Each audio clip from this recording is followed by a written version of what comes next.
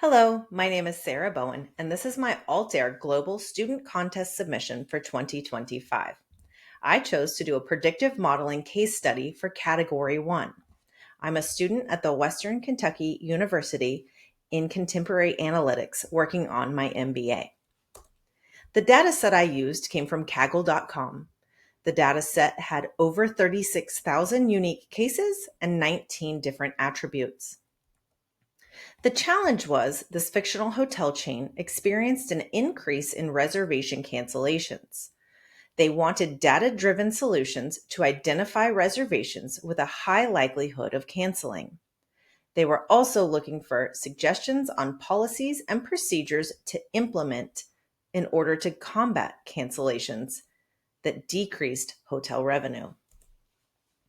My solution was to use predictive modeling analysis through the Altair program. I used machine learning with linear regression, and I also used AI learning with the auto model.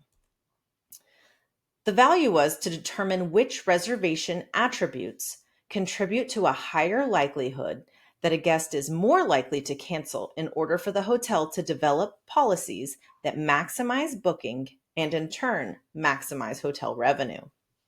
I used 3 different modeling workflows. The first modeling workflow I used was logistic regression. To do the logistic regression, I imported the data, I selected the attributes, I converted numerical data to binomial data, set the roles, then converted nominal data to numerical data, split the data, and completed the logistic regression. I also chose to add in the SMOTE operator to a workflow to get data. And then the third workflow I chose to do was the auto model so that I could find the best workflow results. My final decision was to go with the workflow that gave me the highest recall. The workflow with the highest recall was the SMOTE with 10 neighbors at a 70-30 split logistic regression. This recall was much higher than the logistic regression auto model and the AI model and deep learning.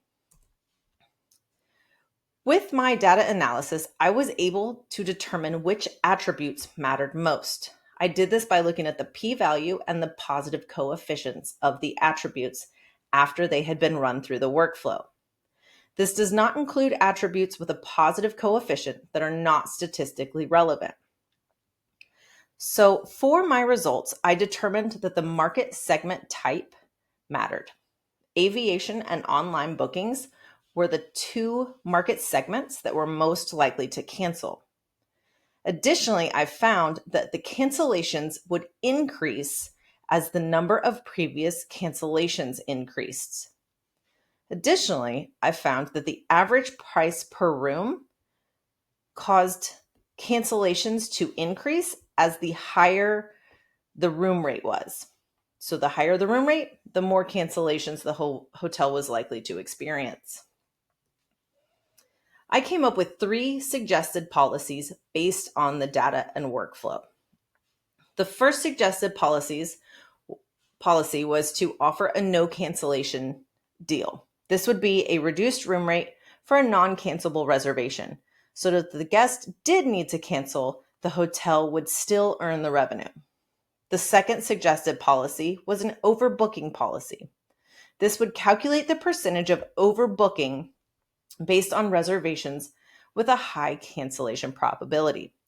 For example, if the hotel had 5% of bookings with reservations that had a high cancellation probability, the hotel could overbook by that same 5% in order to earn that revenue.